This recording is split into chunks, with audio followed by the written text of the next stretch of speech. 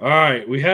By the way, we were a 2-week hiatus. So it happens. But there wasn't a whole lot to talk about in the Braves. It was it was a slow news period actually. So for college, which is a good thing. right?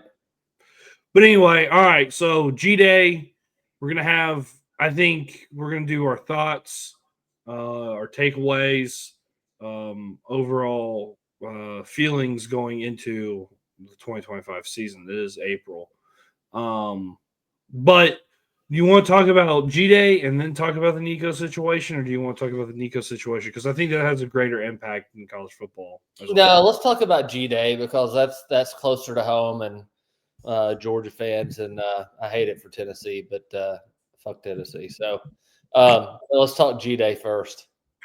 Okay.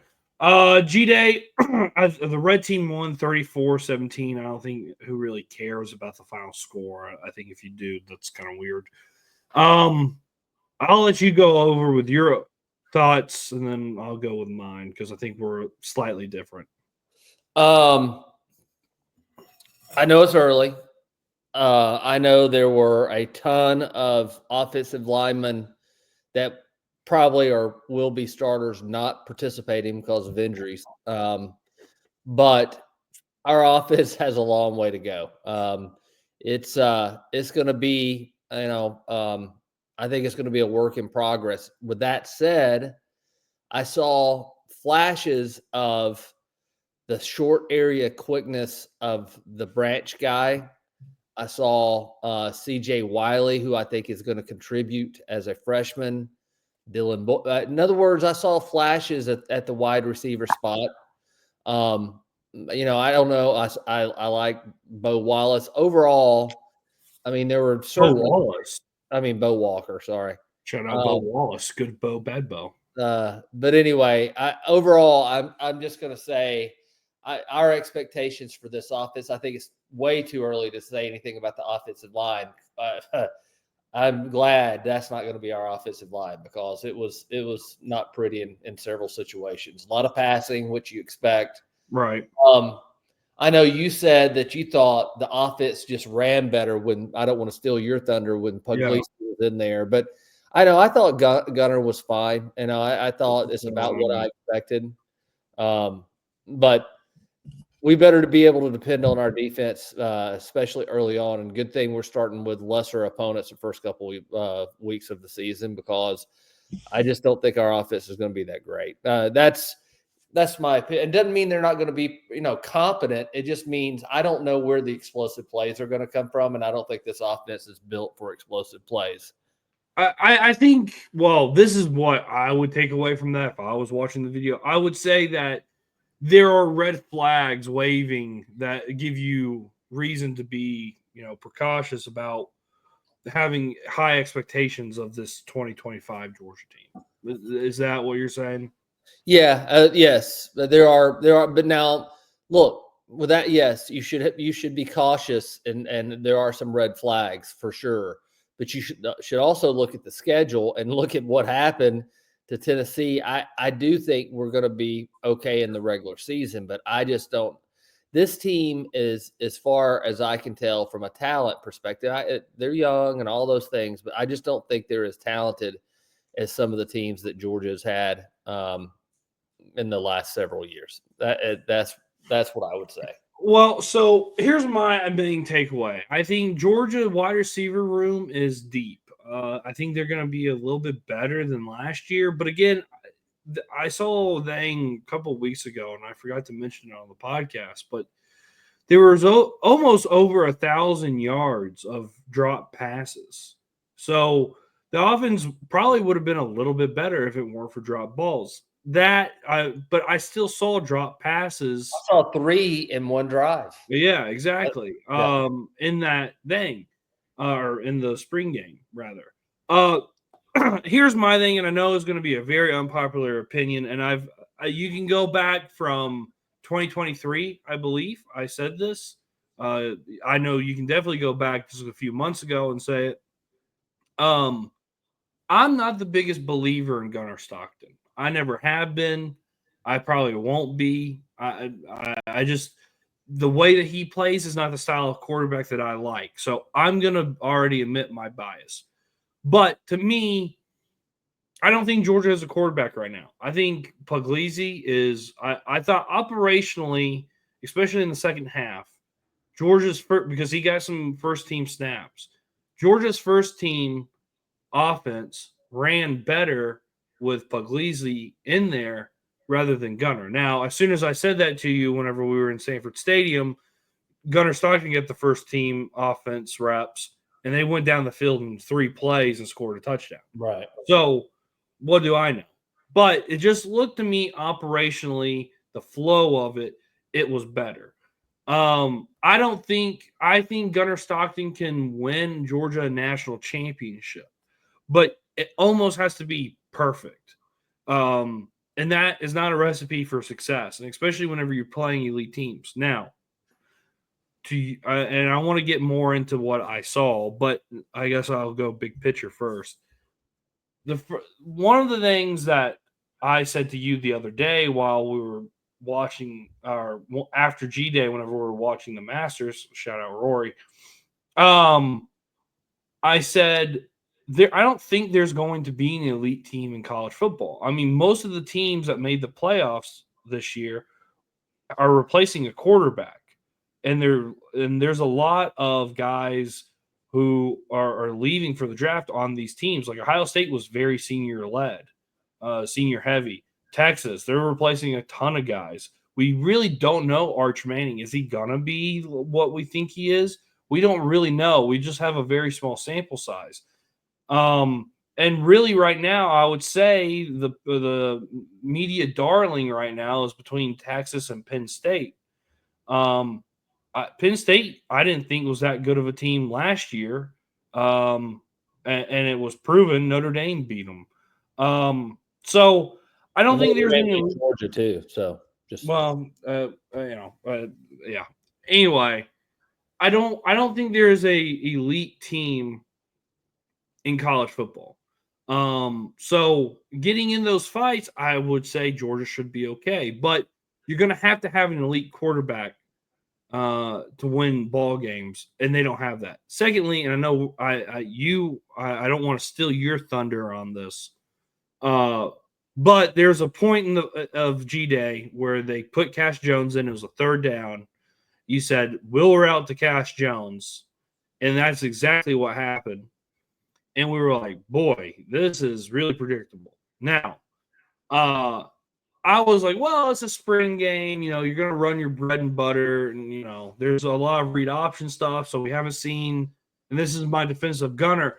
Like, he might be a better read option quarterback at RPO guy. And the 2 reads, the high-low reads that I was bitching about in the spring game, that might look a little different whenever you're in game and he's moving around. He can get hit. But the last night I went and I went on YouTube just to kill time before I went to sleep and had my beauty rest, and it popped up Georgia Auburn 2012. Why I clicked on it, I don't know, but I did, and I started watching it. And I'm not kidding you, dude. Aaron Murray ran the same end around that Bobo called in the spring game in 2025 as he did in 2012 against Auburn in November. It was the exact same minus the fullback being in it. I mean, the exact same. And we ran that how many times? Yesterday? Oh, yeah, like 3 or 4 times. Right? It was quite a bit that we ran an end around. Right. And that's ridiculous. That's a gadget. That's a once every 3 game call. So I don't really understand that. And the offense has been way too predictable. The routes, I mean, whenever you roll a guy out of the pocket in the pros, he's got 3 reads. In college, you want to simplify and give him 2 reads. There's a high route and a low route. And that's it. And that's not going to get you to where the expectation is for Georgia. And that's the frustrating part, I think, from my perspective. Well, I happen to agree with you about everything you said. And I get that it was a spring game and it's going to be vanilla, but Maybe Kirby said, hey, we need to make sure our defense, stays at home and doesn't over pursue.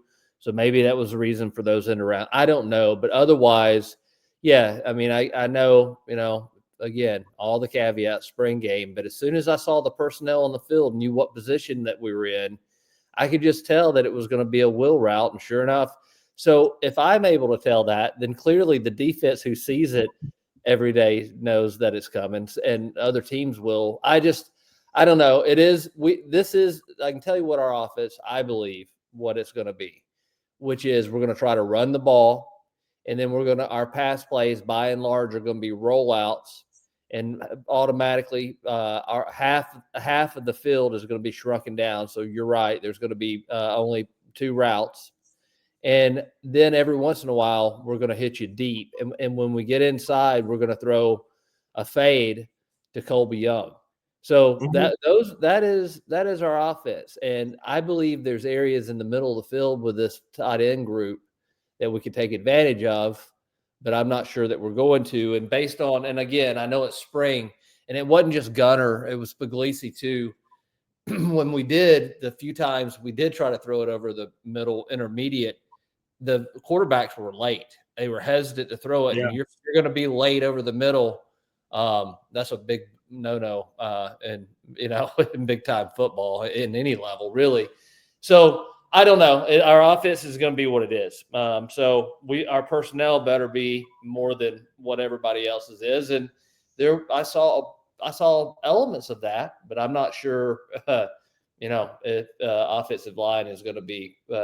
That would be great if we could dominate on the offensive line and get 3 and 4 yards every time we needed to and wanted to, but I just don't see that being the case. One thing I will say, and I know I'm talking a lot, but the refs also, in my opinion, yesterday at G-Day, I don't know what the purpose is really, because if they're supposed to enforce and start to teach guys what is going to be called as penalties, that clearly was not happening yesterday. There was, everybody in the crowd, people around us, we're seeing things and they weren't calling it, and other ones they were calling. So I'm not really sure the value that we were receiving from the refs yesterday. And they also called a touchdown.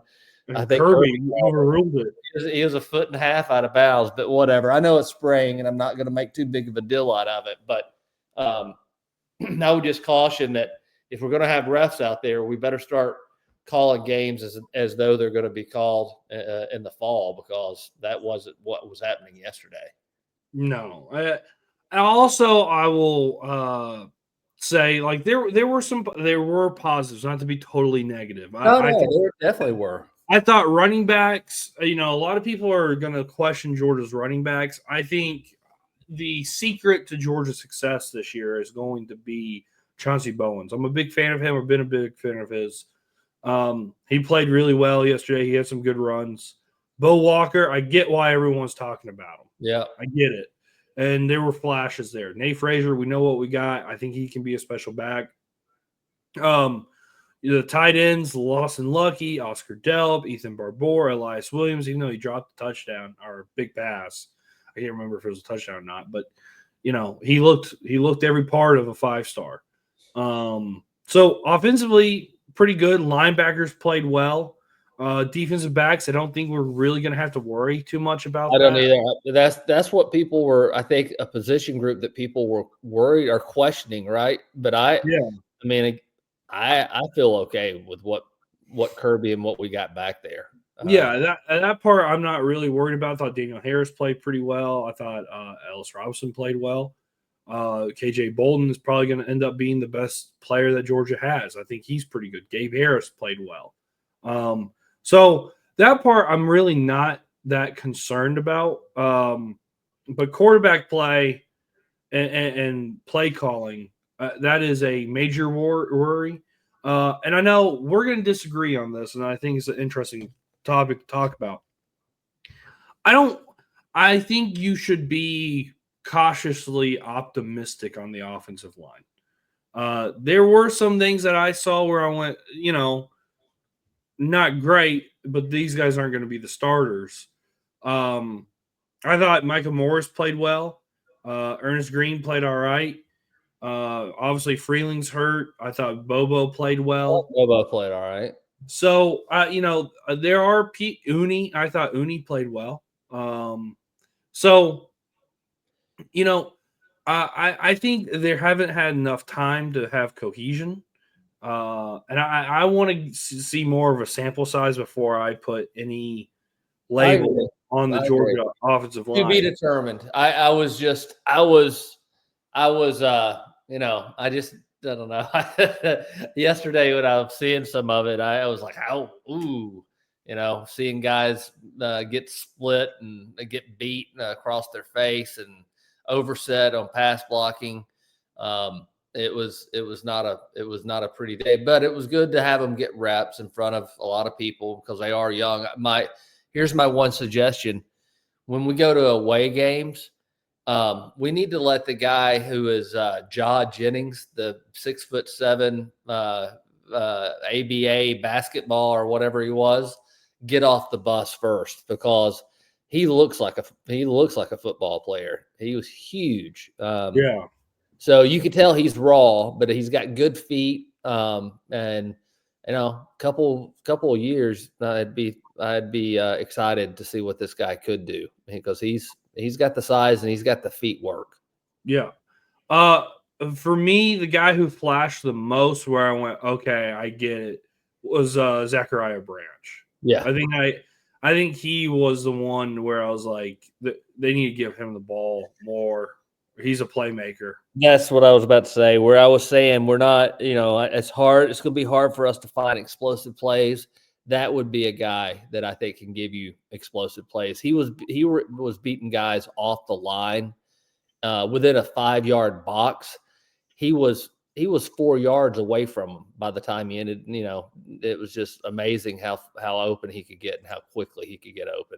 Yeah, and those high-low, those RPO rollouts where it's a high-low route, Zachariah Branch is going to be dangerous. You get him on a low route or you get him on a high route, he can break away. That's a big play right there. So I get it. I didn't like Noah Thomas. I didn't see anything from him. What number is he? That was the other thing. I really wish we had a program. What number? 5? 5. Yeah, like I didn't see a whole lot. CJ Wiley made a good catch. But I would say Dylan Bell has greatly improved. Shut up. Yeah. Yesterday. I also noticed that there's a lot of young guys that in the wide receiver core that are going to be dependent on him. They're going to be heavy in the rotation. Yeah, that Talon is his name. Taylor, yeah. Yeah, he got a lot of play time yesterday. So Humphreys, I'm still high on him. I think he's going to be a good slot wide receiver. He had some speed. He made a big catch there. I think he's going to be okay. So I would say it's a mixed bag. I don't understand. I don't know how much you have watched of the reaction from everyone else. I don't know. I don't understand how everyone's so positive. Maybe because here's the difference probably between us and those people. They want to be optimistic, and I do too. But I don't know. I've always been this way, and I guess this is Larry Munson. I saw more reasons to be a little concerned, but I also know that it's early. I'm not overly concerned. It's just like you. I think it's just things that I'm going to be paying attention to. And I think Georgia will be good. I just don't know if they're going to be as good as they have been over the last 3 to 5 years. But then again, to your point, I don't know if anybody in college football is as good as they were 3 to 5 years ago. Yeah, I think the sport as a whole is watered down talent-wise. Of course, if the 2021 Georgia team played, 25 roster, I think 21 Georgia would stomp them. But, I think as a whole, college football is really watered down. And the schedule is way more manageable this year than it was last year. That part gives me more confidence than what I saw. Not that I don't, but that schedule gives me more confidence than the team right now, to be honest. Yeah, you got to go on the road to Tennessee. You have Ole Miss, you have Alabama, you have Texas all at home. Obviously, you have Florida, who the spring game, I saw highlights from there. I I didn't. mean, I didn't not watch. nothing really to write home about there. I'd be really nervous if I was them. So, the schedule's much. You got Kentucky coming in here as well. So, really, you got Tennessee, Auburn, and that's it, road game wise. So, and I guess Tech, but that's not going to be a home. That's a neutral site Right. game. So,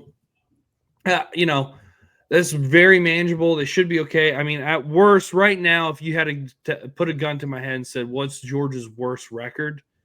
I would say 9-3 regular season, and at best, either one or no losses. That's where they're kind of at. I think the floor is a little bit deeper than it was last year. I think Alabama and Tennessee. I'm sorry, Texas are the two biggest threats. And to your point, we got them at home, so those are the ones. One or two losses. I can't imagine losing three, but I don't know. I can see a world where they lose. You lose Alabama, you lose not Ole Miss, Texas, and then you drop your candy in the game. I mean, I can very easily, given how that team looked yesterday. This was being recorded on Sunday. I could see where they could drop their candy in a game. Young team, yeah, for sure. Very young. So, all right. Anything else that you want to extrapolate upon from? No, I'm not trying to sell it, but it was if for no other reason, a beautiful day in Athens. It's a good day to get out and see football and spend a day in Athens. So yeah, I want to add. I want to talk about that real quick because I made the comment as we were walking back to my apartment. That was a Mark Richt showing of G Day. It was a very lightly attended crowd. I would say probably 20, 30,000 people. Maybe. Yeah. I know, look, you're never going to put the, back in the bottle where it was 93K Day. And then you had, the championship run that they had in 17 and 18. And then, the 2022 spring game was a heavy, crowd because of the national championship, and then 23 as well. I get it, but Georgia's got to do a better job at promoting this, getting a little bit more juice in it. I felt really disconnected, and I don't know if you did. I felt very disconnected this G Day than a lot of other ones. Yeah, I probably didn't know. I didn't know as many of the play. I knew a lot, but not as many. I think that had maybe something to do with it. The crowd had something to do with it. I think just the general atmosphere around college football has something to do with that, and around the seemingly insignificance that most college programs place on spring game now. So I don't know what it needs to happen to revitalize it, but I think it's important for college football. And I think having these camps to where, we play, Georgia Southern or Kennesaw State or, something like that might make it kind of interesting to see. That would for sure make it better, but they've got to do a better job from a marketing standpoint, because like I had people that were going to the game ask me, "Hey, what time is the game happening?" Yeah, well, they didn't announce it till very late. Yeah, that's another problem. So from a marketing standpoint, they have to do a better job at it, and they have to kind of push getting your crowd there, because that helps with recruiting. Well, but I think it's a financial loser for the athletic departments right now. Look, they're charging $10. I can't help. I don't know, but that's what I've heard, and I could be wrong. I mean, if you get 93,000 people inside the stadium, that's 9,300,000.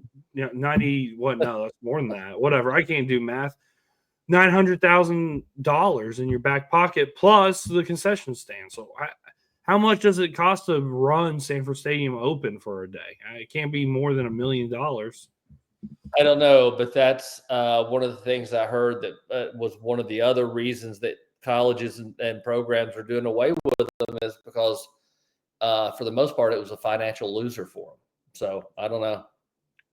Well, that part I don't understand, but I'm not inside the Butts-Mehre building, so I don't know the specifics. But anyway, yeah, I just closing thought on that is there's got to be a better job at that.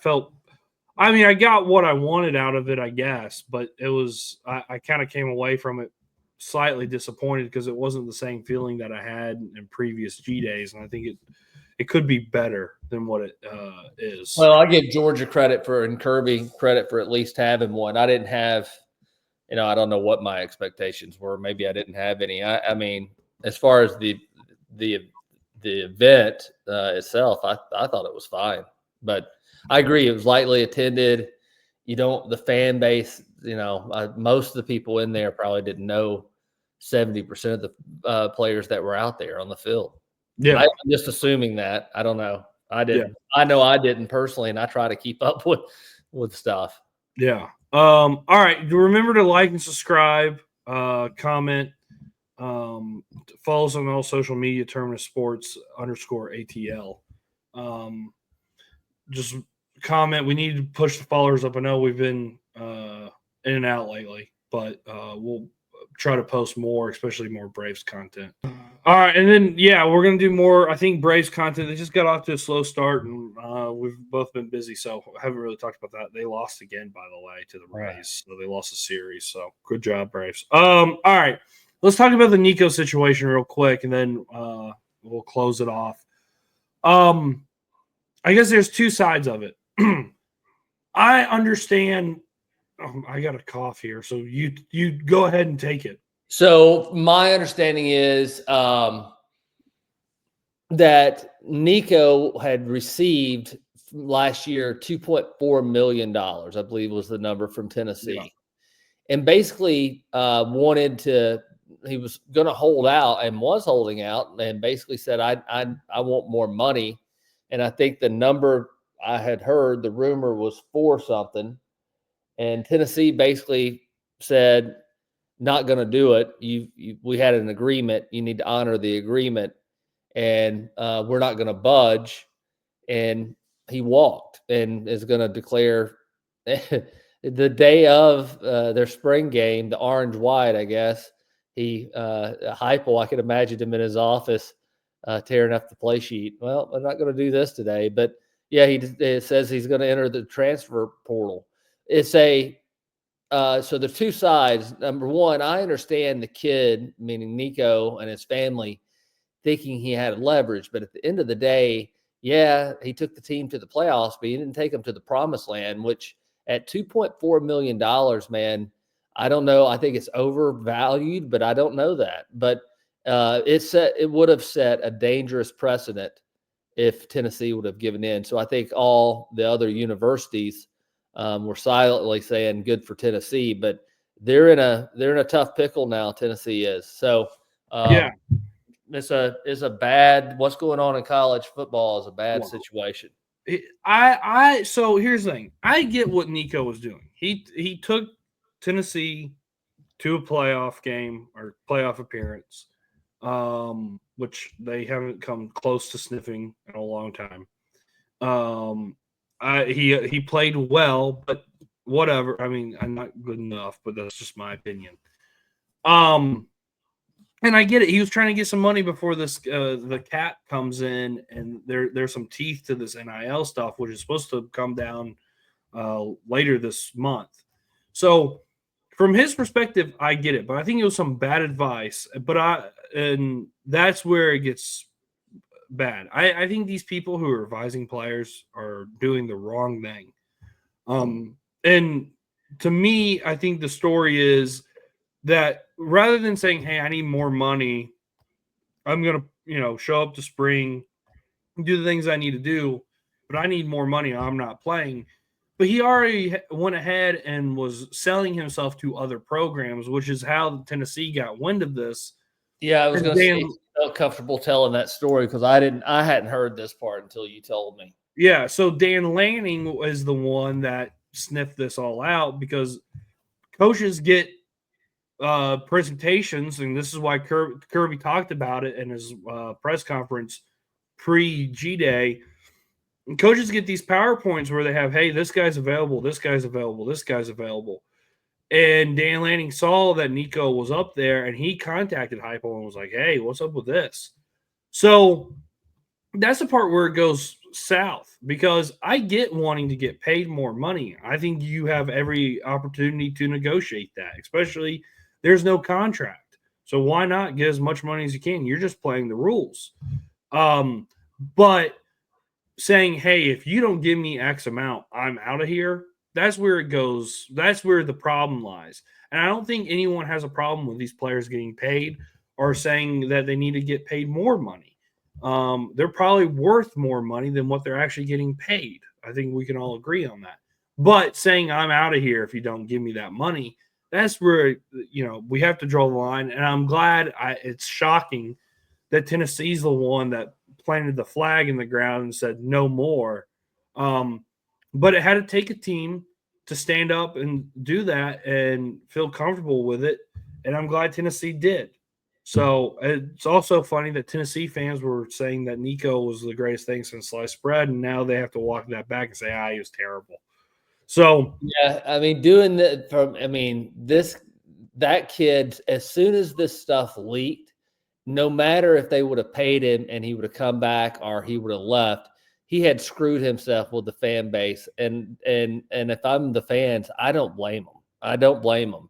No. To put your team in a position the day before the spring game to walk is that's just, sorry, I'm not trying to be mean, but to me, that's just bad character, and that's gonna follow him in the NFL draft. Wait and see. He may come back, but like you said, I don't blame him so much as the people who surrounded him on playing this completely wrong. But anyway, sucks for Alabama. I mean, it sucks for Tennessee. It sucks for them because they don't have a quarterback. So, but here's the thing: college football. We've talked about this a gazillion times about there's a problem with college football, and people like Jay Billis and whenever you criticize the whole system, they say, "Well, you don't care. Coaches can go anywhere that they want." And yeah, but here's the thing, guys: they all have contracts, and that's the difference here. These players don't have contracts, and if we're going to pretend that these players are still amateurs, which I don't think we are here soon, there's got to be something done. They have to be held to a standard. They can't just willy-nilly have free agency all the time. There's got to be order. They don't do that in the NFL. You don't do that at working your 9-to-5 job. You just can't do that. So there are rules to shit, and there's got to be rules. And I don't know what's going to happen with this clearinghouse lawsuit. I have no idea. Sounds like, from everything I heard, there's going to be at least some order and some teeth to this, but I'm sure there's going to be a way around it, and I'm sure they're going to find holes in this resolution. So things still have to be fixed, and I don't know if there's going to be. I think there's going to be a small fix. We'll see how this all plays out, though. I'm still kind of optimistic that things kind of shift back to the way they used to be. Well, I hope you're right. And again, I'm with you. I don't mind the players making some money and getting paid, but there's got to be right now what we have is chaos, and what it really is doing is hurting college football. And I'm also not sure that it's helping the player. So in the long run, even in the short run, I'm not sure how much is helping the player. So I think it needs to be reevaluated. I don't have the answer. I know I saw the 4 commissioners on Fox News talking about some of the legislation that was coming out, way above my pay grade. But yeah, it's an unfortunate situation. But it was quite interesting to hear that. I was driving on my way to G Day and heard that Nico was walking. So. All right. So remember to like and subscribe, comment, tell us about your takeaways from G Day. Give us what you think about the Nico situation and how does that affect Georgia and then college football as a whole. And then follow us on all social media platforms at Terminus Sports _ATL. And we should be back within a week talking about something. I don't know. What a tease. That'll get you to really click on the subscribe button. But we'll either talk about college football or some news coming out. I know the portal opens up, so I'm sure there'll be something to talk about there. Yeah. And then the Braves also are sputtering along into May. So I'm sure we'll talk about that as well. All right. See you on the other side. All right. See ya.